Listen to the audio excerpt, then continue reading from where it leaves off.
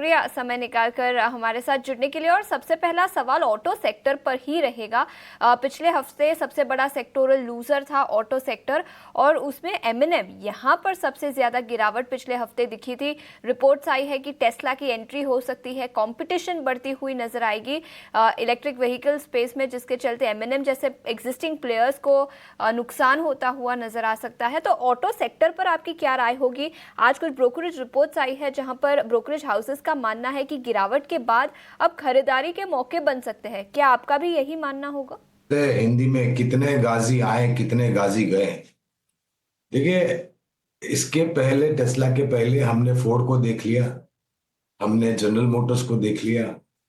इसके पहले और भी कई कुछ नाम आए थे जो आकर के वापस स्वदेश लौट गए।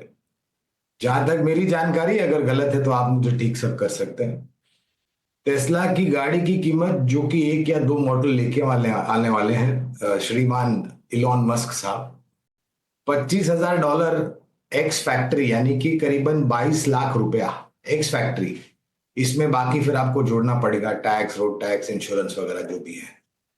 और हमारे भारत में उपभोक्ताओं की एक खूबी है कि जब तक इनको पूर्ण तरीके से विश्वास नहीं हो जाता है तब तक छोटे से छोटे प्रोडक्ट को नहीं खरीदते हैं। आप गाड़ी की तो बात छोड़ दीजिए। तो बातें हो रही है, देखते हैं कितना क्या होता है आने वाले समय में। और मेरे ख्याल से भारत में स्थापित कंपनियों को सरकार के तरफ से किसी भी प्रकार का, जहां तक नीतियों का सवाल है, क्योंकि हमने ये भी सुना है कि अप्रैल मई में एक नई ईवी पॉलिसी आने वाली है, तो मुझे नहीं लग रहा है कि सरकार किसी का पक्षपात करेगी। एक संतुलन बना करके नए नियम वाली पॉलिसी आएगी ईवी की, और मेरे ख्याल से सभी दावेदारों को एक मौका मिलेगा हिस्सेदारी लेने का और मार्केट में अपना शेयर बढ़ाने का। तो बुनियादी तर्क के आधार पर तो पहले, आज और आने वाले भविष्य में हमारी खरीदारी की राय टाटा मोटर, एमएनएम, मारुति, ये तीनों पर रही है और भविष्य में भी रहेगी। ये नजरिया ऑटो सेक्टर पर, जहां पर गौरांग सर का मानना है कि कंपटीशन से ज्यादा कुछ इम्पैक्ट इस सेक्टर पर नहीं दिखेगा। बहुत शुक्रिया आपका समय देने के लिए। स्वागत है आपके 18 स्वदेश पर। ये बीएसई और सीडीएसएल साथ साथ चलते हैं और साथ साथ थोड़े गिरते भी हैं, हालांकि चलते ज़्यादा हैं। ये हमने पैटर्न देखा है। अब इनकी फुटसी इंडेक्स में एंट्री भी होने जा रही है।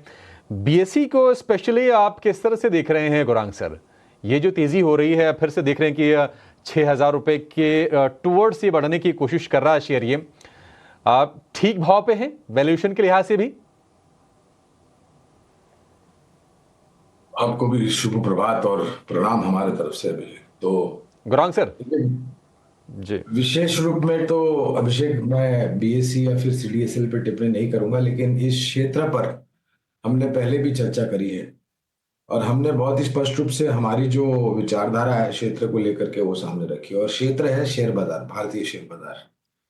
अगर आपका अनुमान ये कहता है और आपकी सोच और समझ ये कहती है कि आने वाले 3, 4, 5 या उससे ज्यादा भारतीय शेयर बाजार सकारात्मक रुझान लेकर के आएंगे और शायद एक कॉन्जर्वेटिव डबल डिजिट रिटर्न देंगे आपको, तो उसी प्रकार से जो कंपनियां हैं जो भारतीय शेयर बाजार से जुड़ी हुई है, अब ये उदाहरण के तौर पे कह रहा हूं, कोई राय नहीं दे रहा। आपने नाम लिया सीडी बीएससी का, तो ये प्लेटफॉर्म प्रोवाइडर है।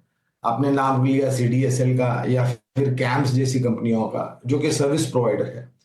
इसके अलावा इंटरमीडिएटरीज आ जाती हैं।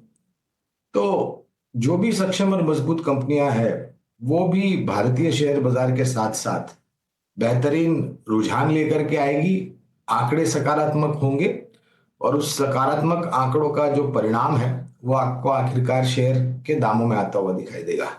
अब दुविधा यह है कि ये भी एक ऐसा क्षेत्र है जो कुछ बाकी अन्य क्षेत्र के साथ काफी चल चुका था और इसमें फिर मुनाफा वसूली आई, नीचे की तरफ की गिरावट आई।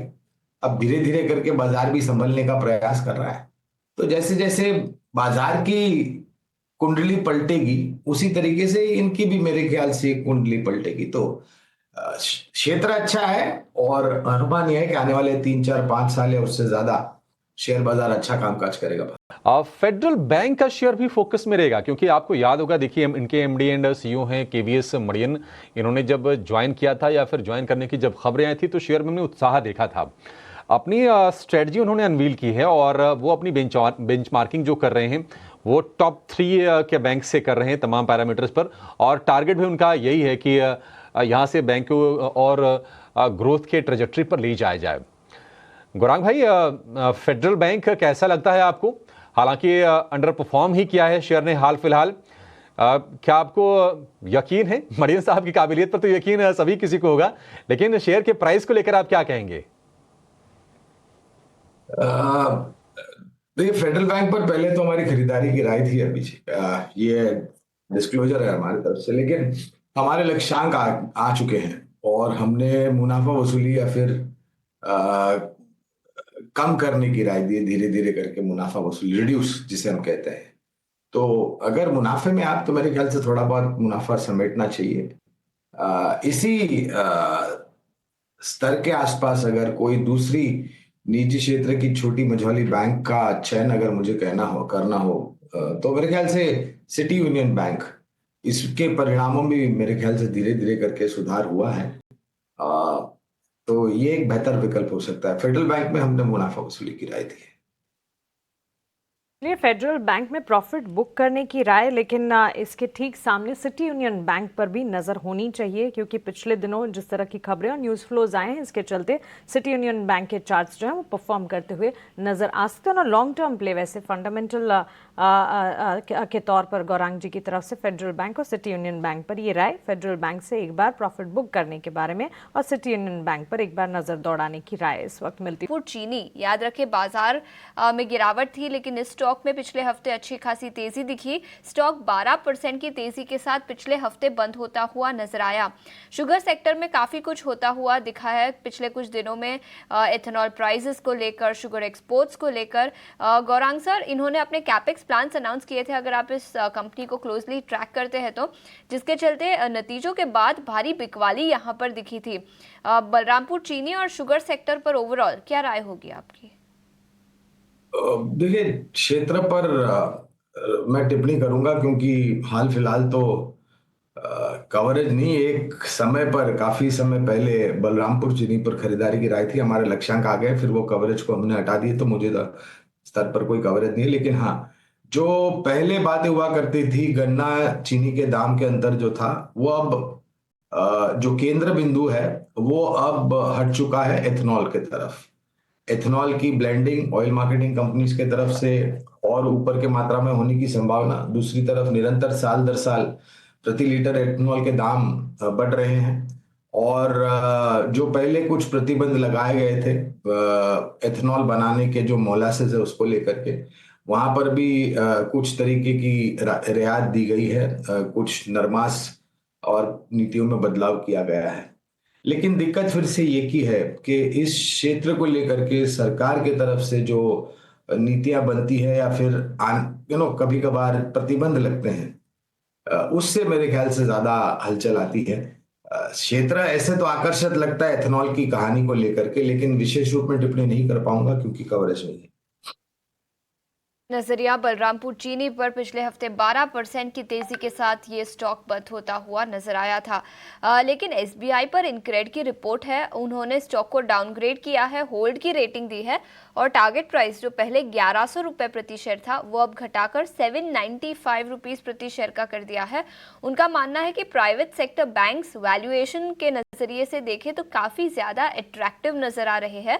और याद रखें, स्टॉक एक अंडर परफॉर्मर रहा है, पिछले एक साल में करीब 5% की गिरावट यहाँ पर दिखी है। एसबीआई यानी public sector versus private sector banks, इस डिबेट पर आपकी क्या राय होगी गौरांग सर? और अगर इन लेवल्स पर किसी को फ्रेश पोजीशन बैंकिंग सेक्टर में लेने हैं तो कहां पर आपका व्यू ज्यादा पॉजिटिव होगा? देखिए, हमारी तो खरीदारी की राय दोनों तरफ है और मैं एक राय बिल्कुल दूंगा कि आपको अपना पलड़ा जो है किसी एक तरफ ज्यादा झुकाना नहीं चाहिए, पक्षपात नहीं करना चाहिए। हमारी खरीदारी की राय स्टेट बैंक ऑफ इंडिया पर भी है, bank of Baroda, bank of India, Canara bank, PNB, Indian bank, ये सभी कंपनियां जो है सरकारी बैंक, ये हमारी खरीदारी की सूची में है। निजी क्षेत्र की बैंक भी हमारी खरीदारी की सूची में है। HDFC, axis, ICICI, Kotak, IndusInd. अभी हमने एक छोटी मझौली कंपनी का नाम लिया, सिटी यूनियन बैंक। तो और हमें लग रहा है कि सुधार दोनों में हो रहा है। हाँ, एक समय था जहां पर निजी क्षेत्र की बैंक्स जो है वो बहुत ही शानदार परिवर्तन और योगदान लेके आ रही थी आंकड़ों के आधार पर। लेकिन वो जो फासला या अंतर जो था वो अब धीरे धीरे करके कम हो गया है, क्योंकि सरकारी बैंकों ने भी मेरे ख्याल से जो ग्रॉस और नेट NPA के स्तर हुआ करते थे वहां पर काफी कुछ लगाम खींची है। बहुत बड़ी मात्रा में प्रोविजनिंग्स हो रहे थे, वहां पर भी राइट बैक्स हो रहे हैं। ग्रॉस नेट NPA का आंकड़ा नीचे आ रहा है। कासा रेशो को लेकर के, डिपॉजिट एडवांसेस लेकर के परिस्थितियां हैं। तो मैं तो कहूंगा कि अगर आप वित्तीय क्षेत्र में एक निवेश का पोर्टफोलियो बनाते हैं तो बराबर का हिस्सा सरकारी बैंक और निजी क्षेत्र बैंक्स को दें।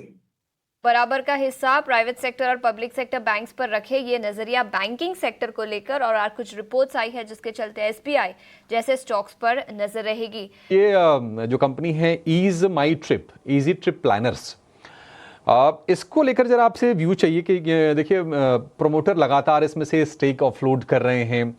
मतलब मुझे ना कंपनी का विजन जो है और जो स्ट्रक्चर है वो समझ में नहीं आता है। प्रोमोटर ने लगातार अपना स्टेक रिड्यूस किया है। प्रशांत पिट्टी, निशांत पिट्टी, रिकांत पिट्टी, ये पिट्टी ब्रदर्स जो हैं, और रिटेल इस पर लगातार बुलिश होता गया है। IPO के टाइम पे 50,000 रिटेल निवेशक थे जो कि बढ़कर 10 लाख के आसपास हो गए हैं। क्या आपकी राय होगी इस पर? 12 रुपए का भाव है। अभी पिछले साल में आखिर में नवंबर-दिसंबर के आसपास इन्होंने स्टॉक स्प्लिट भी किया था। रिटेल को उम्मीद है कि बोनस वोनस फिर से आ जाए। क्या कहेंगे इसको लेकर आप? मेरे ख्याल से ये सर्कस जो है करना बंद करना चाहिए इनको। स्प्लिट देना, बोनस देना, आप अपने कंपनी के ऊपर, कामकाज के ऊपर ज्यादा ध्यान दीजिए। ये मेरे ख्याल से ज्यादा अनिवार्य होगा। निवेशकों को लुभाने के लिए और भी बेहतरीन तरीके होते हैं। कामकाज बढ़िया करेंगे तो मेरे ख्याल से निवेशक अपने आप आपकी कंपनी की तरफ आकर्षित हो जाएंगे। तो जहां पर रिटेल निवेशकों की संख्या बढ़ी है तो दाम में भी अगर आप देखें पिछले कुछ समय में तो निरंतर गिरावट का रुझान रहा है। 12 रुपया 18 पैसे का भाव है। ऐसी कंपनियों को हमारा तो समय व्यर्थ नहीं करते हैं और हम नम्र विनती करेंगे निवेशकों को भी कि दाम देख करके निवेश मत कीजिए, काम देख करके निवेश कीजिए। जरूरी नहीं है कि 12 रुपए का शेयर हुआ है तो ये आपको 20 रुपया दे करके जाएगा। 12 वाला 6 भी हो सकता है। और इस प्रकार की घटनाएं, दुर्घटनाएं शेयर बाजार में पहले भी हुई है। और दूसरी सबसे बड़ी दिक्कत, इस प्रकार के क्षेत्र में प्रतिस्पर्धा बहुत ही तीव्र रूप से बढ़ रही है और मन लुभावन डिस्काउंट्स को लेकर के भी उपभोक्ताओं को आकर्षित किया जाता है। तो मैं तो यही फिर से कहूंगा कि बेहतर कंपनियां हैं, अच्छी कंपनियों के शेयर खरीदिए, भले कम मात्रा में खरीदिए लेकिन अच्छी कंपनियों के शेयर खरीदिए। आप बात सोचना हो अगर ITC, आपको लगता है कि सही प्राइस पॉइंट पर इस वक्त है शेयर? देखिए, प्राइस पॉइंट सही है गलत ये तो मैं उतना भी विद्वान नहीं हूं कि मैं किसी प्रकार का ज्ञान बांट सकूं उसके ऊपर।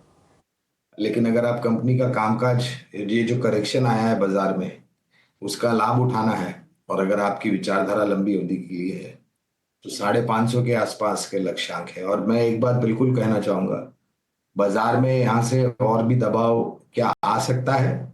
बिल्कुल आ सकता है। छोटी मध्यम अवधि में अगर आप कारोबार करते हैं तो आपको सावधानी रखनी चाहिए। मुनाफे के आपके जो विकल्प है या फिर लक्ष्य है उनको भी सीमित दायरे में रखना चाहिए। और अगर आप निवेशक हैं तो मेरे ख्याल से दिग्गजों से शुरुआत कीजिए। ये करेक्शन में कुछ दिग्गज शेयर के, मिसाल के तौर पर हमने रिलायंस इंडस्ट्रीज की बात की, ITC का हम जिक्र कर रहे हैं फिलहाल, तो दिग्गज छोरों में मेरे ख्याल से आपको ज्यादा महत्व देना चाहिए। वहां पर आपका थोड़ा पक्ष जो है वो भारी होना चाहिए। और लंबी अवधि के लिए ये ऐसे ही समय आते हैं अभिषेक जी जहां पर आप एक अच्छा खासा पोर्टफोलियो खड़े कर सकते हैं।